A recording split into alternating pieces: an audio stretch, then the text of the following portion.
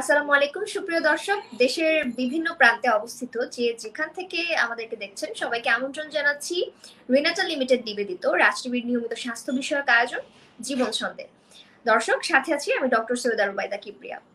বরাবরের মতো আমরা আজকেও একটু অত্যন্ত গুরুত্বপূর্ণ বিষয় নিয়ে আলোচনা করব, যেটি হলো ডায়াবেটিসের জটিলতা কমাতে কি করণীয়।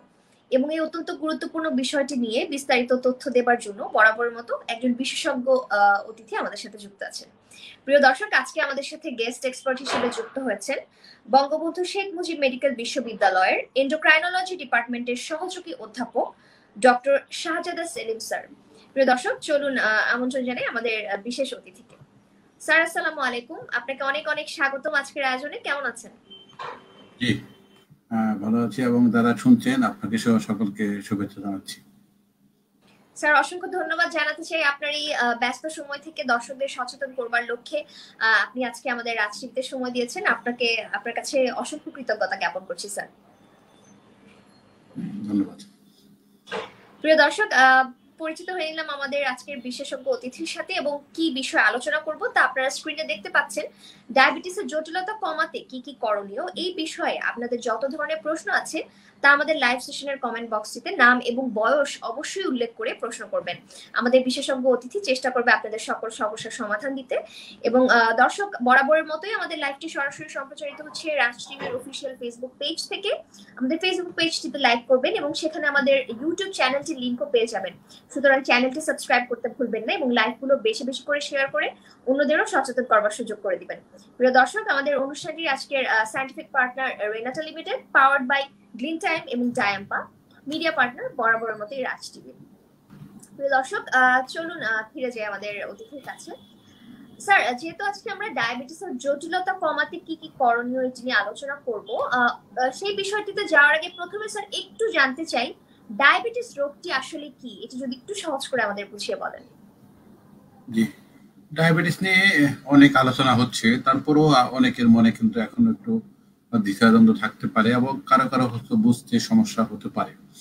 সেজন্য আমি যেহেতু বিভিন্ন দলভুক্ত মানুষ আজকের অনুষ্ঠানটি শুনছেন, সকলের কাছে বোধগম্য হতে পারে এমন ভাবে বলার চেষ্টা করছি। সেটি হলো, কোনো কারণে যদি রক্তের গ্লুকোজ বেড়ে যায় এবং বেড়ে গেলে যদি তা কমাবার জন্য বিশেষ কোনো উদ্যোগ নেওয়া না হয়, তাহলে রক্তের গ্লুকোজটি বেড়েই থাকবে। এরকম কোনো ঘটনা ঘটলে সেটিকে ডায়াবেটিস বলা হবে। এখানে যে জিনিসটা বলা হলো যে কিছু কিছু ক্ষেত্রে এমন হতে পারে যে সাময়িক সময়ের জন্য, কয়েক ঘন্টা বা দু একদিনের জন্য রক্তের গ্লুকোজ বেড়ে গেল, আবার ঠিক হয়ে গেল আপনি সেটিকে কিন্তু ডায়াবেটিসের দলভুক্ত করা হবে না। এখন কেন এরকম হলো, তার পিছনে দুটি প্রধান কারণ। একটি হলো যে ইনসুলিনের উৎপাদন কমে গিয়েছে শরীরের ভিতর থেকে। প্যানক্রিয়াস বা অগ্নাশয়ের বিটা কোষ থেকে ইনসুলিন তৈরি হয়। আরেকটি হতে পারে, এটি যদি হয়ে যায় তাহলে টাইপ 1 ডায়াবেটিস। সেটিতে দ্রুত ইনসুলিনের উৎপাদন কমে যাবে এবং ইনসুলিন যদি বাইরে থেকে দিয়ে না চিকিৎসা করা না হয়, রোগী কিন্তু খুব দ্রুত মৃত্যুবরণ করতে পারে। আরেকটি হলো টাইপ 2 ডায়াবেটিস মেলাইটাস, যেখানে রক্তের গ্লুকোজ বেড়ে যাওয়ার পিছনে দুটি কারণ থাকে। একটি হলো ইনসুলিনের উৎপাদন ভিতর থেকে কমতে থাকে এবং এই উৎপাদিত ইনসুলিনও ঠিকঠাক মতো কাজ করতে পারে না, কারণ শরীরে ইনসুলিন প্রতিরোধী একটি কার্যক্রম থাকে যেটাকে ইনসুলিন রেজিস্ট্যান্স বলে। তাতে হয় কি, যে পরিমাণ ইনসুলিন যে পরিমাণ কাজ করার কথা ছিল সে পরিমাণ করতে পারে না। এই দুটির সমন্বয়ে যে কারণটি ঘটে রক্তের গ্লুকোজ বৃদ্ধি পাওয়া, সেটি টাইপ 2 ডায়াবেটিস হয়। এবং একই সাথে আরো দুটি ধরন আছে, যেটা একটি গর্ভকালের জন্য বিশেষভাবে নির্ধারিত। এটি আসলে টাইপ 2 এর কাছাকাছি ধরনের, কিন্তু যেহেতু গর্ভকালীন ডায়াবেটিস বিশেষ গুরুত্বপূর্ণ মা, শিশু এবং সমাজের জন্য, সেটিকে আলাদা দলভুক্ত করা হয়েছে। আবার আরো কিছু ক্ষুদ্র ক্ষুদ্র দলকে একসাথে মিলে বিশেষ ধরনের ডায়াবেটিস বলা হচ্ছে। তাহলে এটি আসলে ডায়াবেটিস কি বলতে গেলে টাইপটা একসাথে চলে আসে। অসংখ্য ধন্যবাদ স্যার। স্যার, আপনার কাছে একটু জানতে চাই, আসলে আমাদের দেশে বর্তমানে ডায়াবেটিসে আক্রান্ত রোগীদের পরিসংখ্যানটি কিরকম? আমরা বাংলাদেশের মানুষ আসলে কোন অবস্থায় আছি এখন ডায়াবেটিস নিয়ে?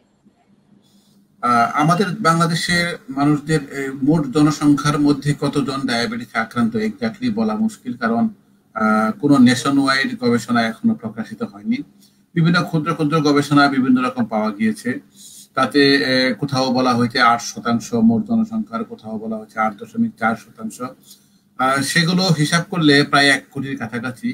কিন্তু এটি আসলে খুব, যে গবেষণাগুলো হয়েছে তাতে দেখা গেছে যে এটি আসলে খুব কম প্রমাণিত হয়েছে। মোট সংখ্যা কিন্তু 1.5 থেকে 2 কোটি হতে পারে।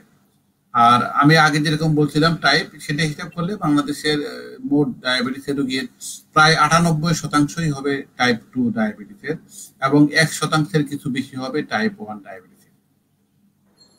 তার মানে স্যার আসলে টাইপ 2 ডায়াবেটিসের দ্বারা আক্রান্ত রোগীদের সংখ্যাই তুলনামূলক বেশি। সেক্ষেত্রে স্যার একটু জানতে চাই, কাদের আসলে ডায়াবেটিস হওয়ার সম্ভাবনা বেশি থাকে এবং বয়সের সাথে কি ডায়াবেটিসের কোনো সম্পৃক্ততা আছে কিনা?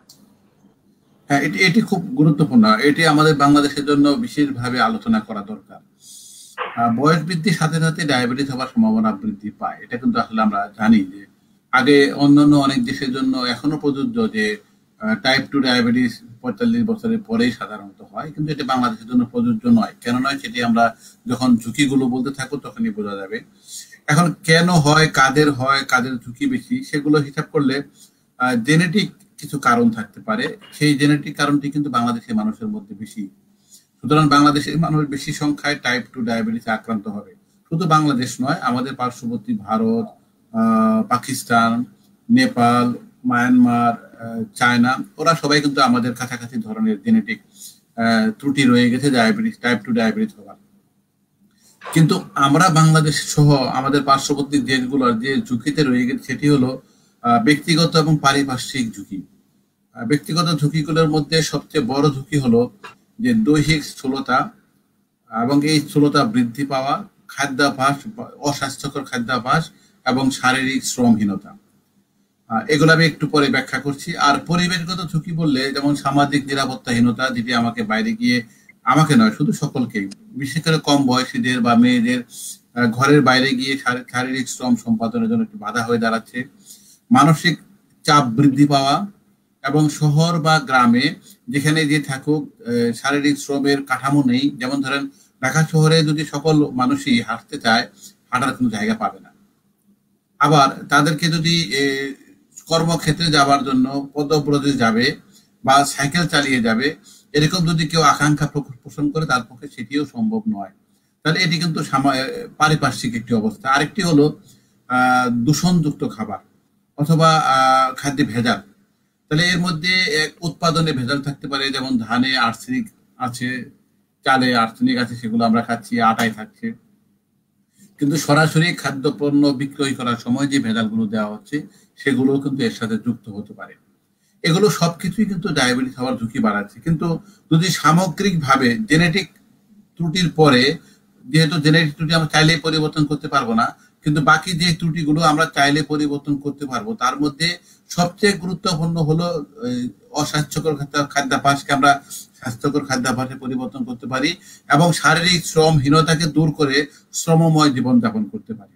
এখন অস্বাস্থ্যকর খাদ্যাভ্যাস বলতে আমি একটু বলতে চাই, যে যারা শুনবেন সবাই কিন্তু কম বেশি পরিবর্তন করতে পারবে, সুতরাং সেখানে আমি বেশি জোর দিতে চাই। যেমন ধরেন আমরা শর্করা নির্ভর খাবার খাই। শর্করা মানে ভাত, রুটি, পাউরুটি, বিস্কুট, এগুলো মিষ্টি, এগুলো কতটুকু যাদের ডায়াবেটিস নেই, এদের মধ্যে 80 থেকে 90% প্রতিদিনের ক্যালোরি আমরা পাচ্ছি শর্করা থেকে। যাদের ডায়াবেটিস আছে তাদের মধ্যে 75 থেকে 80% শর্করা থেকে আমরা ক্যালোরি পাচ্ছি। এটি কিন্তু এত বেশি হওয়া উচিত নয়। তাহলে যাদের ডায়াবেটিস আছে তাদের 50 থেকে 55% হবে, যাদের ডায়াবেটিস নেই তার 40 থেকে 45% শর্করা থেকে আসবে। এটি কিন্তু বিপুল পরিমাণে বেশি। আরেকটা হলো, তাহলে এটিকে বেশি গেল, কমে গেল কোথায়? কমে গিয়েছে আমিষ জাতীয় খাবারের জায়গায়, কমে গিয়েছে শাকসবজি খাবারের জায়গায়। এবং আরেকটি ভয়ানক প্রবণতা আমাদের দেশের জন্য, সেটি হলো আলুকে আমরা শাকসবজি দলভুক্ত করছি। আলু কিন্তু শর্করা দলভুক্ত হবে। তাহলে আমাদেরকে যদি আমি সাধারণভাবে বলি, ভাত রুটি সকলেরই, কিন্তু ডায়াবেটিস হোক বা না হোক, সকলেরই ভাত রুটি খাবার প্রবণতা কমাতে হবে, আমিষ জাতীয় খাবার প্রবণতা বাড়াতে হবে, শাকসবজি খাবার প্রবণতা বাড়াতে হবে। এটি হলো খাদ্যাভ্যাস। আনুষ্ঠানিক খাবারগুলো আমাদের জন্য মারাত্মক খাবার। যেমন ধরেন ঈদই হোক, পূজাই হোক, পহেলা বৈশাখী হোক, সেখানে কিন্তু মিষ্টির ছড়াছড়ি। তাহলে এই আনুষ্ঠানিকতার মাধ্যমে আমরা আনুষ্ঠানিক ক্ষতি করছি সবার। এটি কিন্তু এই প্রবণতা থেকে আমাদের বেরিয়ে আসতে হবে। আর সকলকেই ওনার যদি শারীরিক শ্রম পেশার কারণ না হয়, মানে শারীরিক শ্রম দিয়ে উনি পেশা নির্বাহ না করেন, তারপরও ওনাকে দিনের একটা নির্দিষ্ট সময় অবশ্যই শারীরিক শ্রমের আওতায় থাকতে হবে। তাহলে এটুকু যদি আমি করতে পারি তাহলে কিন্তু আমি আশা করতে পারি যে আমার ডায়াবেটিস হবার ঝুঁকি কমে গেল। অসংখ্য ধন্যবাদ স্যার, অত্যন্ত চমৎকার এবং গুরুত্বপূর্ণ কিছু তথ্য আমরা পেয়ে গেলাম। স্যার, যেহেতু আপনি খাদ্যাভ্যাসের কথাই বলছিলেন, আমাদের দেশে বর্তমানে একটা খুব কমন একটা ট্রেন্ড দেখা যাচ্ছে স্যার, যেটি হচ্ছে কিটো ডায়েট। আপনার কাছে স্যার একটু জানতে চাই, এই কিটো ডায়েটটি একজন ডায়াবেটিস রোগীর ক্ষেত্রে কতটা ভয়ঙ্কর হতে পারে? এটিকে যদি আমি এক কথায় বলি, এটি মারাত্মক। উনি ডায়াবেটিসের রুগী, ডায়াবেটিস কন্ট্রোল না করলে যতটুকু মৃত্যুর সম্ভাবনা ছিল, কিছু ডায়েট করে মৃত্যুর সম্ভাবনা আরো বেড়ে গিয়েছে তার। একটু আগে আমি যখন বললাম যে ডায়াবেটিসের রুগী যে চিকিৎসার অংশ হলো, উনি সারাদিনের খাবারের থেকে যে ক্যালোরি পাবেন সেটা 50 থেকে 55% হবে শর্করা জাতীয় খাবার থেকে। কিটো ডায়েটে করা হয় যে কিছু কিছু কিটো ডায়েটে এটি 10% নিচে নামিয়ে আনা হয়, কিছু কিছু ক্ষেত্রে 5% নিচে নামিয়ে আনা হয়। নামিয়ে এনে এমন একটি মারাত্মক পরিবেশ তৈরি করা হয় যে উনার কিন্তু ক্যালোরি নাই, সুতরাং ব্লাড সুগার কমে যাচ্ছে, কিন্তু রোগী কিন্তু 1-2 মাসের মধ্যে নড়তে চড়তে পারবে না, এমন একটি অবস্থায় পৌঁছে যাচ্ছে, দ্রুত ওজন কমতে থাকে। এবং ডায়াবেটিক রোগীর মারাত্মক কন্ডিশন গুলোর মধ্যে একটা হলো ডায়াবেটিক কিটোএসিডোসিস, সেটি কিন্তু এই খাদ্যের মাধ্যমে আমরা ইনভাইট করছি। এখন গবেষণার ফলাফলগুলো বলি যে ল্যান্সেট পৃথিবীর সর্বশ্রেষ্ঠ জার্নালদের একটি, সেখানে তারা 12 বছর প্রায় 10.5 লক্ষ মানুষের উপর গবেষণা করেছেন যারা কিটো ডায়েট ফলো করেছেন। তাদেরকে দেখা গেছে তাদের মধ্যে হৃদরোগের ঝুঁকি 54% বেড়ে গিয়েছে, ক্যান্সারের ঝুঁকি 32% বেড়ে গিয়েছে, এবং সব মিলে মৃত্যু ঝুঁকি 34% বেড়ে গিয়েছে।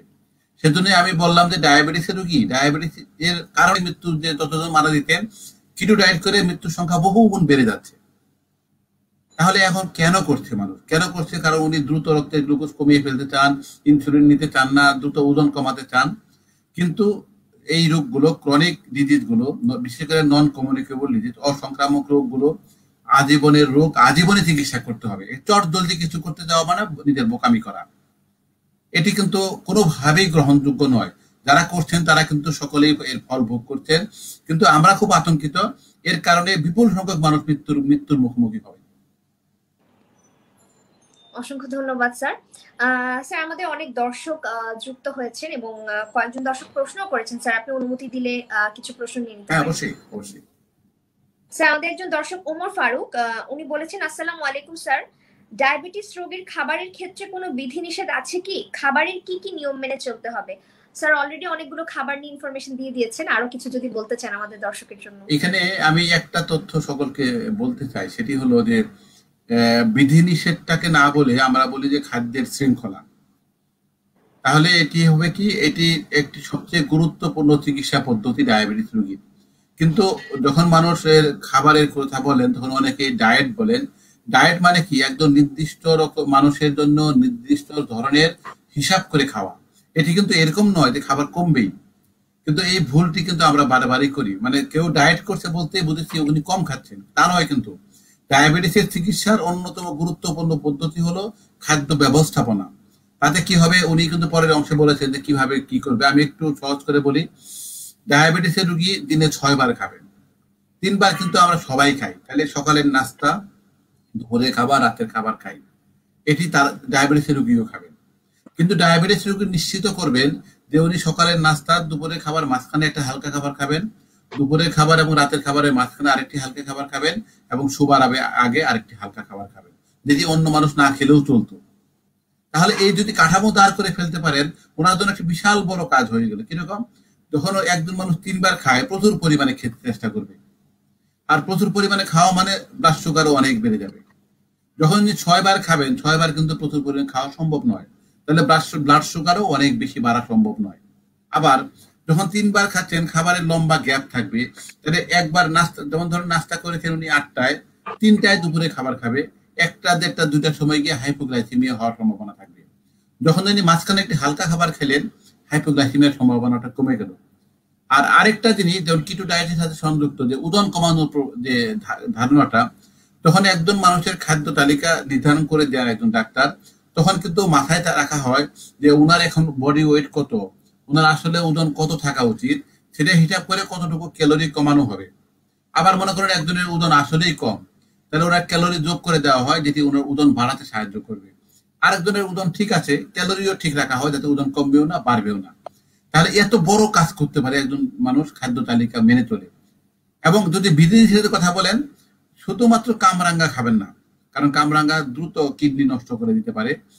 তা বাদে সকল খাবার খেতে পারবে ডায়াবেটিসের রোগী, কিন্তু হিসাব বুঝতে হবে যে উনি কোনটি খেলে কতটুকু রক্তে গ্লুকোজ বাড়ে, ওনার যে ওষুধ আছে সেই ওষুধ দিয়ে কতটুকু গ্লুকোজ কমানো সম্ভব। এই হিসাব যদি কেউ বুঝতে পারেন, তার ওনার জন্য কিন্তু আলাদা বিধিনিষেধ নাই, উনি যা খাবেন তার সাথে ওষুধ সমন্বয় করে নেবেন। অসংখ্য ধন্যবাদ স্যার, খুব সুন্দর করে বুঝিয়ে বলবার জন্য। দর্শক ওমর ফারুক, আপনাকে অসংখ্য ধন্যবাদ গুরুত্বপূর্ণ প্রশ্ন করবার জন্য। আশা করি আপনার উত্তর পেয়ে গিয়েছেন। স্যার, এবারে যেহেতু ডায়াবেটিস সম্পর্কে আমরা কিছু বেসিক ধারণা নিয়ে নিলাম, এবারে স্যার আপনার কাছে একটু জানতে চাই আজকের যে আলোচনার মূল বিষয়টি, ডায়াবেটিস থেকে স্যার একজন মানুষের আসলে কি কি ধরনের জটিলতা হতে পারে স্যার? হ্যাঁ, এটি আসলে খুবই গুরুত্বপূর্ণ, সেজন্য টপিকটি সিলেক্ট করা হয়েছে সম্ভবত। ডায়াবেটিসের রোগীর আমরা চিকিৎসা করতে বাধ্য কেন? যেমন ধরেন, কারো যদি ভাইরাল ফিভার হয়ে থাকে, ভাইরাল জনিত জ্বর হয়ে থাকে, চিকিৎসা করলেও যতদিনে ভালো হবে, চিকিৎসা না করলেও ততদিনে ভালো হবে। ডায়াবেটিস কিন্তু এরকম নয়। কারণ হলো, ডায়াবেটিসের রোগীর যদি চিকিৎসা করা না হয় তাহলে খুব দ্রুত কিছু স্বল্পস্থায়ী জটিলতা হবে, যেগুলো মৃত্যুর কারণ হতে পারে।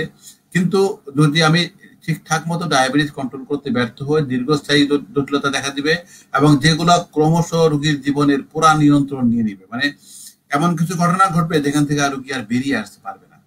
আমি যদি একটা দুটা করে উদাহরণ দেই তাতে অনেকেরই বুঝতে সুবিধা হতে পারে।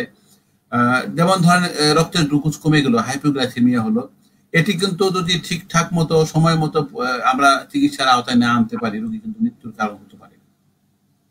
আবার রক্তের গ্লুকোজ অনেক বেড়ে গিয়েছে, বেড়ে গিয়ে হাইপার অসমোলার হাইপারগ্লাইসেমিক স্টেট হতে পারে, অথবা একটু আগে যেটা বললাম ডায়াবেটিক কিটোএসিডোসিস হতে পারে। এগুলো কিন্তু মৃত্যুর কারণ হতে পারে।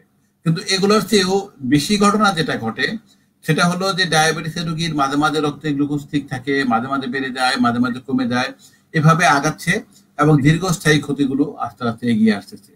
তার মধ্যে যদি আমি বড় আকারে বলি, ডায়াবেটিসের রোগীর প্রায় কোন কোন দেশের মোট ডায়াবেটিসের রোগীর ৭৫% এবং যুক্তরাষ্ট্রের মোট ডায়াবেটিসের রোগীর ৮০ থেকে ৯০% মারা যায় হার্ট অ্যাটাক বা স্ট্রোকের কারণে। এই রোগী ডায়াবেটিস না থাকলে কিন্তু এটি হতো না। আবার আমরা কিন্তু আশেপাশে বহু মানুষকে দেখি ডায়াবেটিস আছে, তারপরে কিডনি খারাপ হয়ে গেছে, ডায়ালাইসিস করা হচ্ছে, তারপরে ট্রান্সপ্লান্টেশন করা হচ্ছে কিছু কিছু মানুষ, এবং উনি এই প্রক্রিয়ার মধ্যে থাকতে থাকতে মৃত্যুবরণ করলেন। ডায়াবেটিসের রোগীর কিন্তু চোখে ছানি পড়ার প্রবণতা বেশি, ডায়াবেটিক রেটিনোপ্যাথি, এবং দুটা মিলে অন্ধত্বের হার অনেক বেশি। কিন্তু আমরা একটা অনেক সময় খুব গুরুত্ব দেই না, কিন্তু সেটিও কিন্তু এক সময় গিয়ে খুব মর্মান্তিক হতে পারে। সেটি হলো ডায়াবেটিস রোগীর স্নায়বিক সমস্যা।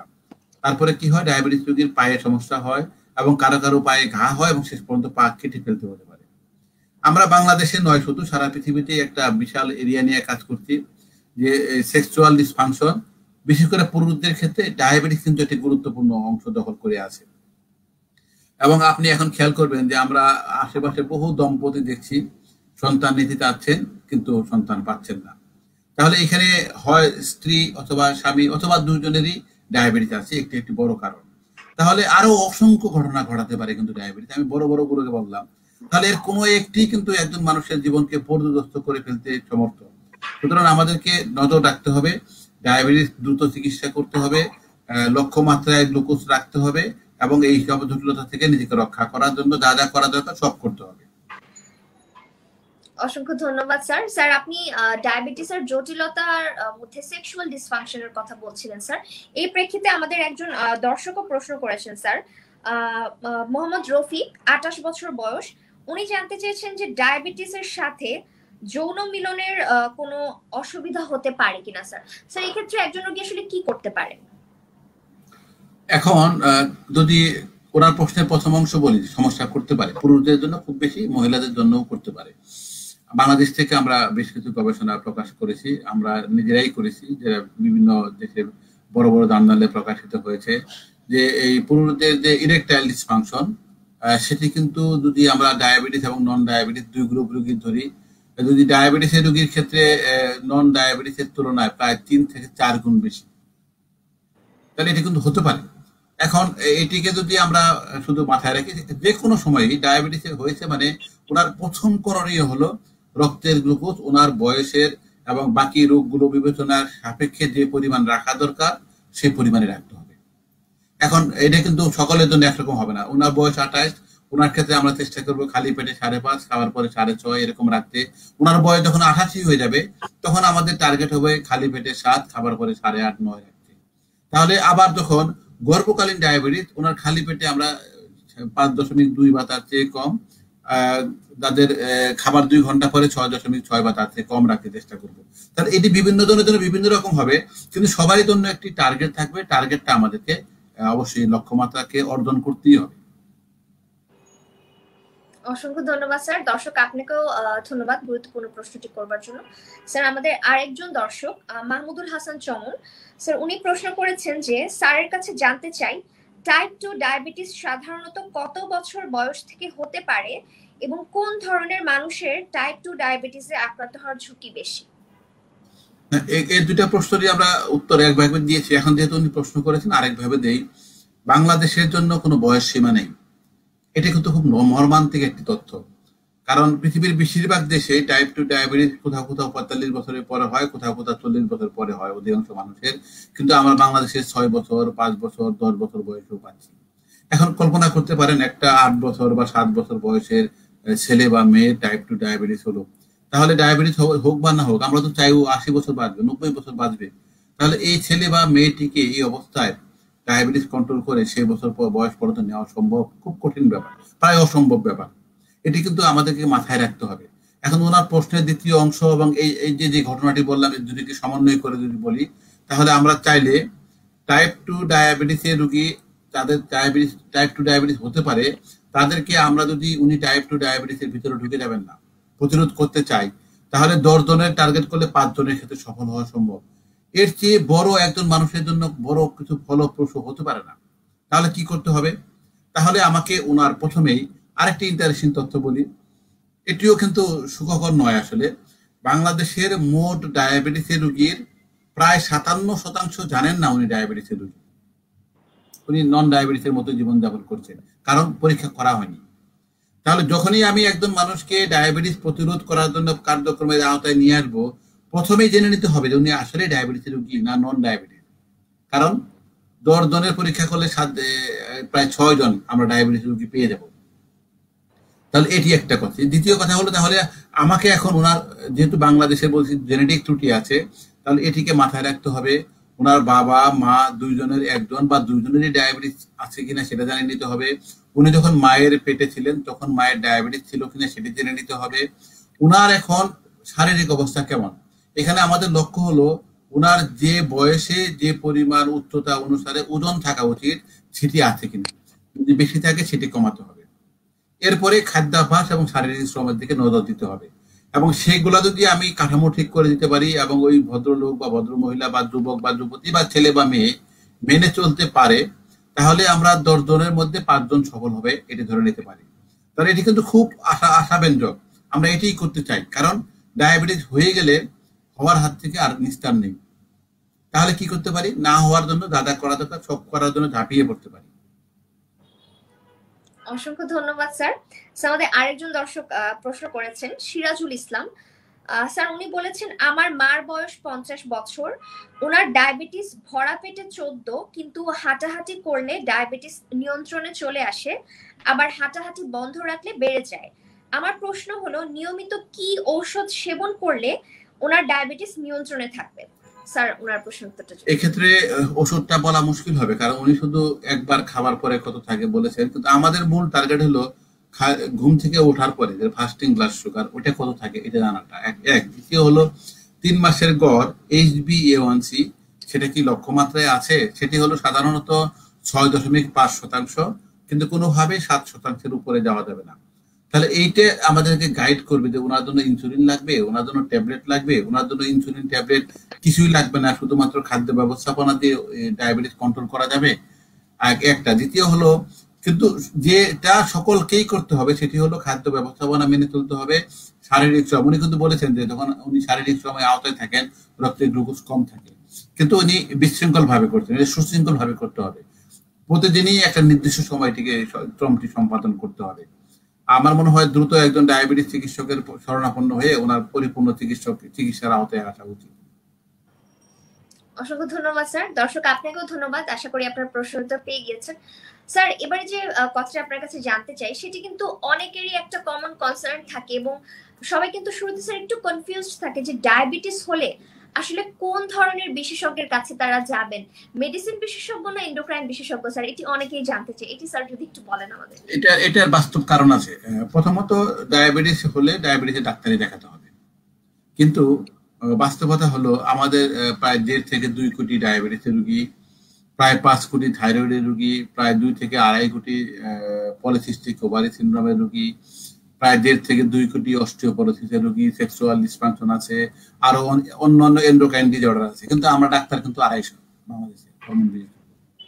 তো এই জন্য আমরা যেটাকে বলি যে আপনি প্রথমত একজন চিকিৎসককে দেখাবেন, যে কোনো চিকিৎসককে দেখান, কিন্তু এটা হবে প্রাইমারি কেয়ার।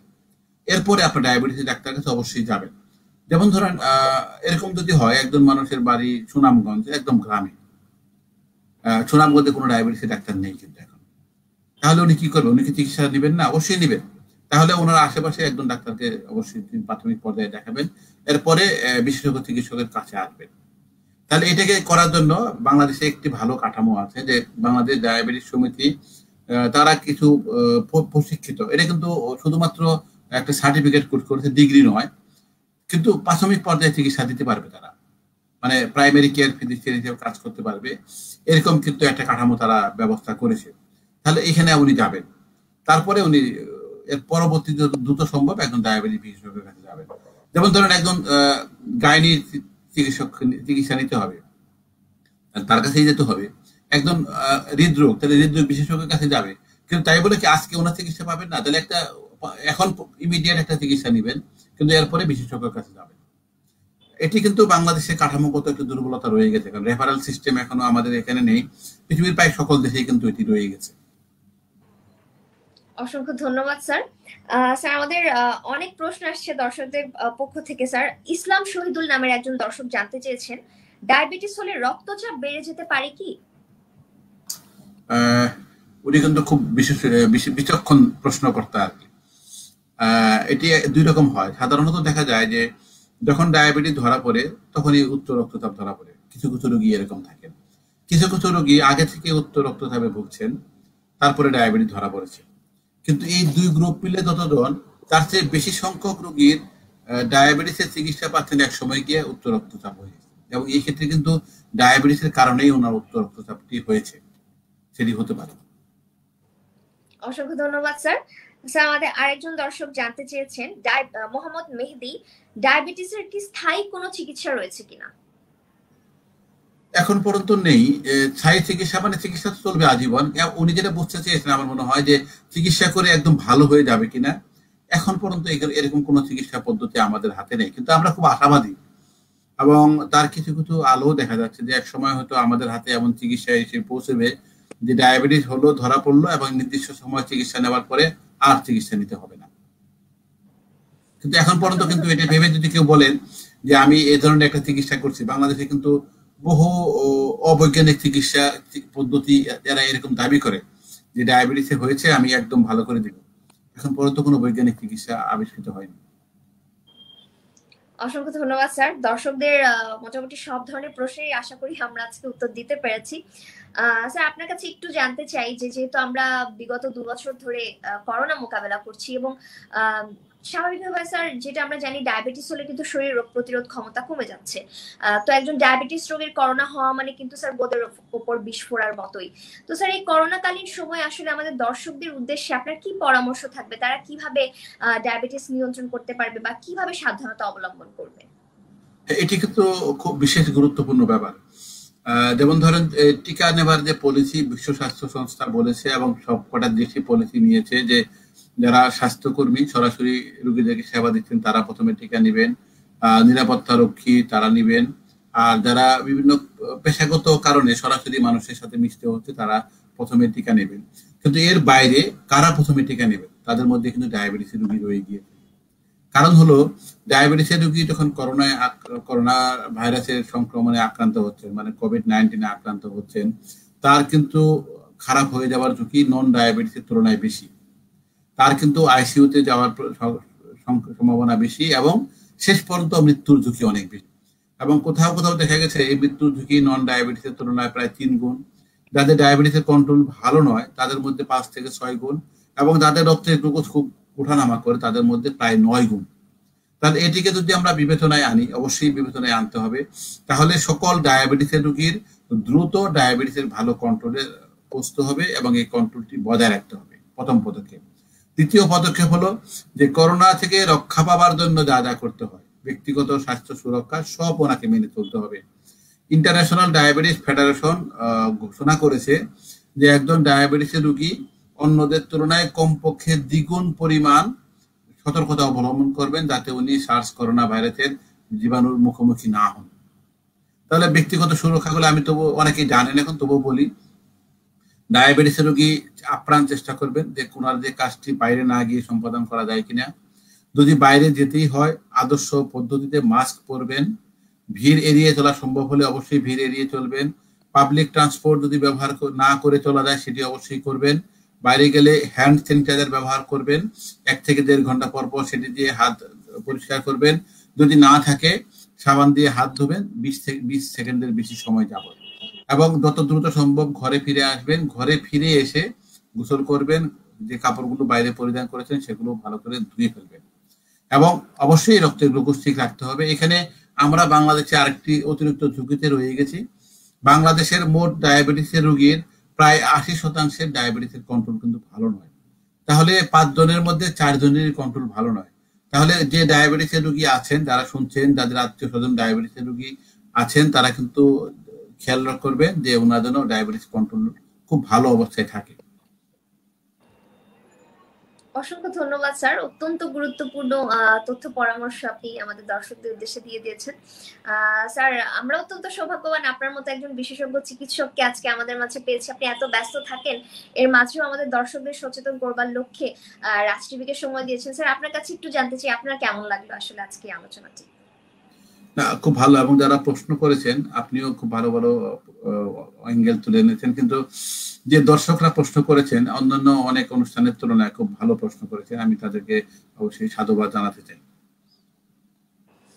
অসংখ্য ধন্যবাদ স্যার আপনাকে। আগামীতে আবারও গুরুত্বপূর্ণ কোনো আলোচনায় আপনার সাথে আমরা সংযুক্ত হতে পারবো এই প্রত্যাশা রেখে আপনার সার্বিক সুস্থতা কামনা করছি স্যার। ভালো থাকবেন। ধন্যবাদ এবং শুভরাত্রি। শুভরাত্রি স্যার। প্রিয় দর্শক, আমরা আলোচনা করছিলাম ডায়াবেটিসের জটিলতা কমাতে কি কি করণীয়। আপনাদেরকে অসংখ্য ধন্যবাদ ধৈর্য ধরে আমাদের সাথে থাকবার জন্য এবং এই গুরুত্বপূর্ণ বিষয়টি নিয়ে বিস্তারিত তথ্য দেবার জন্য। পুরোটা সময় আমাদের সাথে ছিলেন বঙ্গবন্ধু শেখ মুজিব মেডিকেল বিশ্ববিদ্যালয়ের এন্ডোক্রাইনোলজি বিভাগের সহযোগী অধ্যাপক ডক্টর শাহজাদা সেলিম স্যার।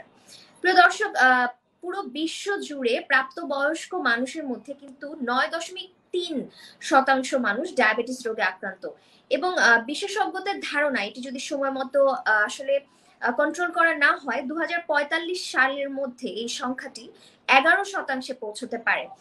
সুতরাং দর্শক, এই সংখ্যাটি কিন্তু নিয়ন্ত্রণে আনতে আমরা নিজেরাই পারি।